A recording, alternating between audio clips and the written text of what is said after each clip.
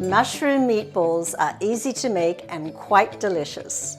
The method and ingredients are the same as when preparing traditional meatballs with meat, so you could always make a batch of meatless as well as a batch of meatballs at the same time if needed. The first step with these meatballs is to saute the chopped mushrooms in the pan until all the liquid has evaporated.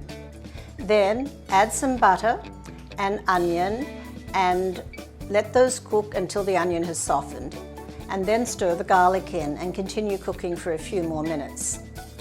That part was simple. Now the remaining ingredients are added to the mixture. The breadcrumbs, eggs, Parmesan cheese, salt and pepper and parsley. And now the meatballs can be scooped or rolled and placed on a lined baking pan ready to go into the oven. Meatballs are usually served over pasta, but because my goal is to make an easy convection meal, I am serving these mushroom meatballs with some roasted carrots and Brussels sprouts, which I'm going to mix in with a little bit of cooked quinoa. The cooking time for both dishes is approximately 20 minutes in the convection roast or convection bake mode at 375 degrees.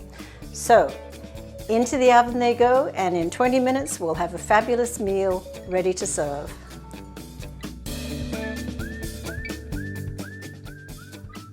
Hi, I'm Larissa, your convection enthusiast. Convection cooking can make you a better cook. Check out my videos and I think you'll find that you'll do really, really well.